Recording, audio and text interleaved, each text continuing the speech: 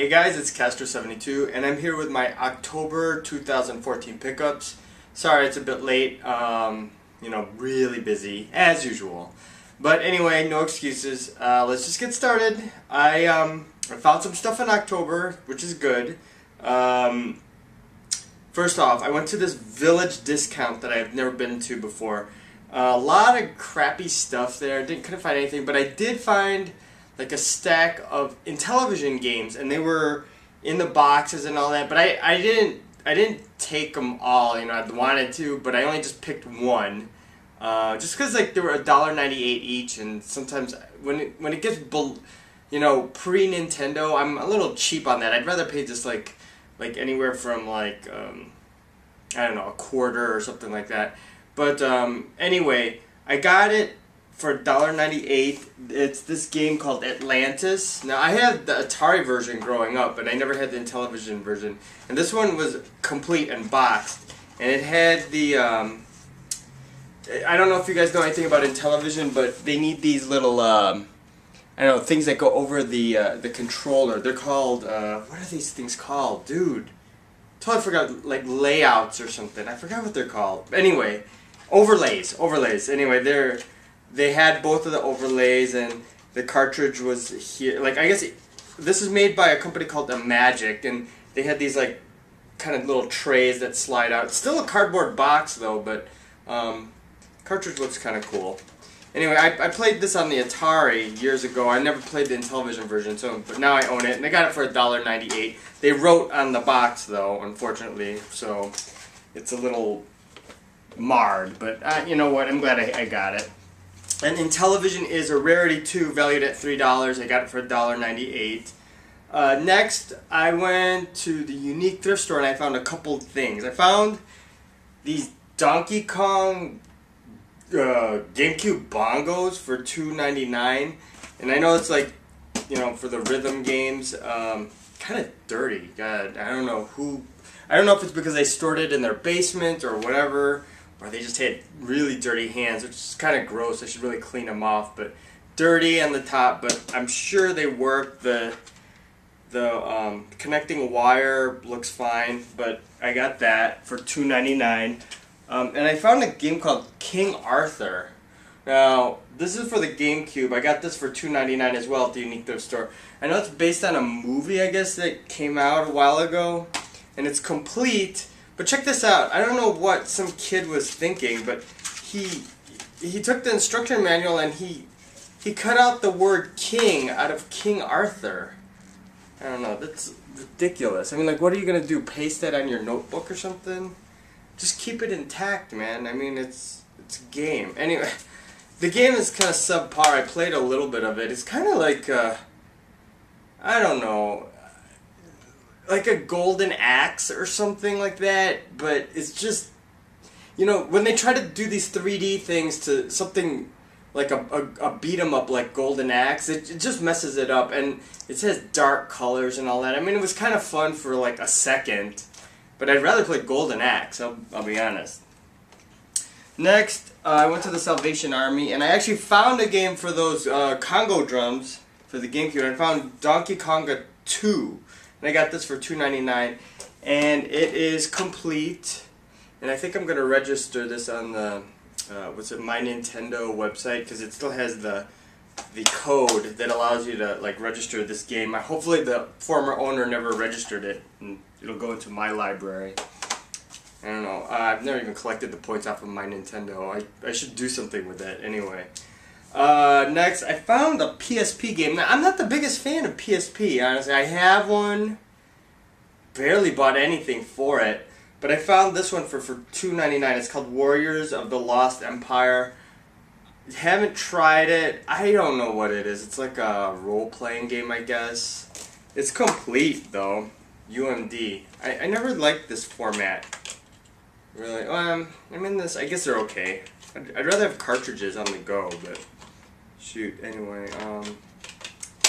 yeah, that's complete. So I got that for $2.99. If anyone's played it, let me know in the comment section like what you think of it. Warriors of the Lost Empire. Kind of cool looking cover though. I mean, I don't know if you guys want to see it. Looks like, I don't know, Gauntlet or something. Next, I got an SNES power source. You know, big whoop, I know. But any kind of SNES things, I think are rare, including like the peripherals. And this was $1.99. I could always use another power brick. And next, I went to the Wolf's Flea Market, and it was the last day of the flea market. And I got a couple things. I got a Gamestop S-video cable for $2. Now, I love these things. These are multi-console capable. I mean, it works with Xbox. That's the original Xbox, GameCube, PlayStation 2, PS1, GameCube, Nintendo 64. Did I say GameCube twice? I don't know. And it's an S-video cable. Brand new. The guy said he wanted to get rid of it. Gave it to me for $2. Then I found a guy that had some old school games. Again, in television. Frogger. No overlays, unfortunately. Just the game for television. This was a Rarity 2 valued at $4. I got it for $2. Actually paid $2. That guy actually, I saw, he was looking at me and I was looking at his games. He said, make me an offer, you know, because at first he said something like $5 a game. And I said, no, that's a little too much. And he said, well, make me an offer. And I said, well, how about 2? And he said, yeah, sure, we'll do 2 a game. And so I got all of these for $2. I really should have said 1, but like, you know what, I'm kind of a softie. I'm really bad at haggling. Anyway, Space Attack. Oh, one of these weird Mattel cartridges for the Atari 2600. This is a Rarity 2 valued at $4. Got it for $2. Astro Blast, adapted from the same game on the Intellivision, but for the Atari. Rarity 2 valued at $4. Got it for $2. Can't wait to try that. And a game called Chase.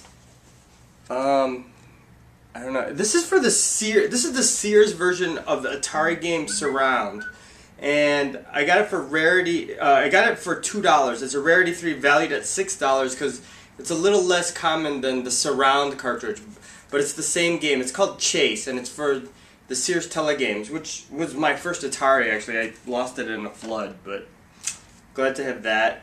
And Winter Games for the Atari 2600. This is a Rarity 2 valued at $8. Got it for $2. Must be a late release or something like that. Found 2 NES games at that flea market as well. Pinbot, which I was kind of surprised, is a Rarity 4. I remember seeing this game all over the place when I was a kid. And it's a Rarity 4 valued at $5. I got it for $2 from a totally different vendor. Really nice guy. Had like a whole bunch of NES games. He said $2 a piece, so I picked this one out. Been looking to get this one. And Family Feud, which is a Rarity 4, valued at $10. I was really surprised at that, and I got this for $2. Now, as you can see, the label is like kind of peeling off at the end, but as long as the game works, I'm fairly happy with it. It looks like this was actually a game that was at the Music Recyclery, which is an old store in Chicago that it was a series of or I guess like a franchise or something of stores that went under, and it said, I guess it at one time sold for $18.99.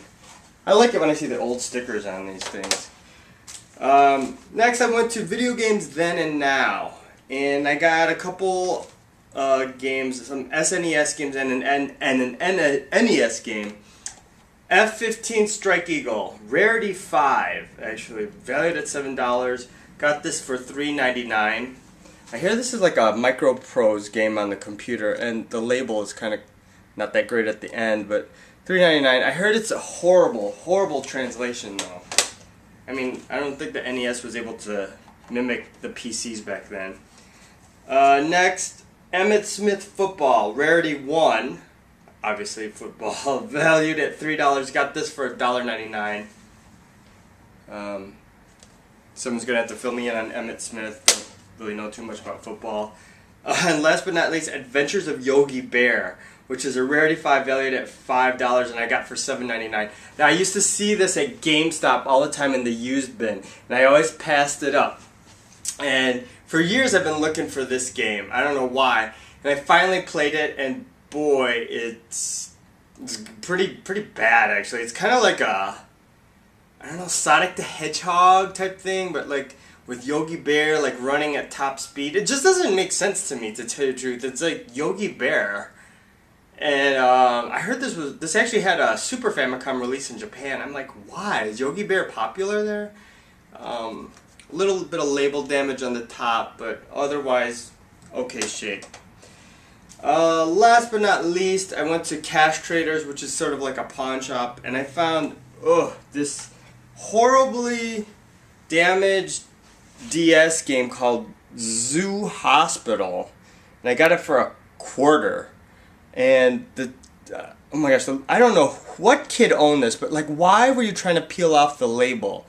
It's all in shreds up there. I don't know if you can see it, but it's a Zoo Hospital. I said, this is one of those things I see in the window and I'm like, damn, it's only a freaking quarter. Should I spend a quarter on this damaged DS game that I don't really care about? I said, yeah, sure, why not? So I got it. I don't know. This next one was like a surprise for me. Elmo's Number Journey. Yeah, like Sesame Street Elmo, right? Rarity 5, valued at $20.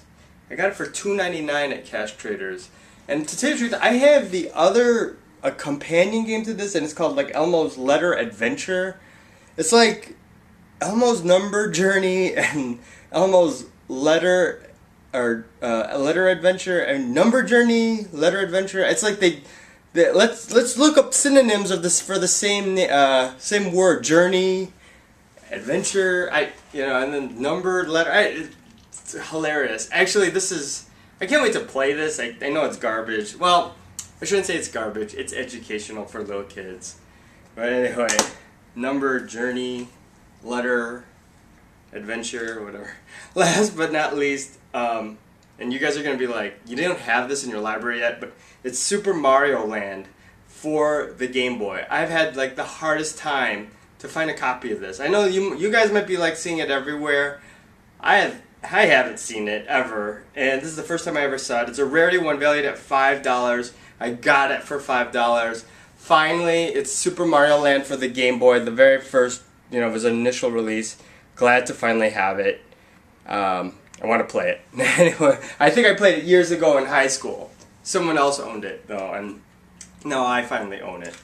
Anyway, guys, that's it for my October findings and pickups. In the meantime, happy gaming.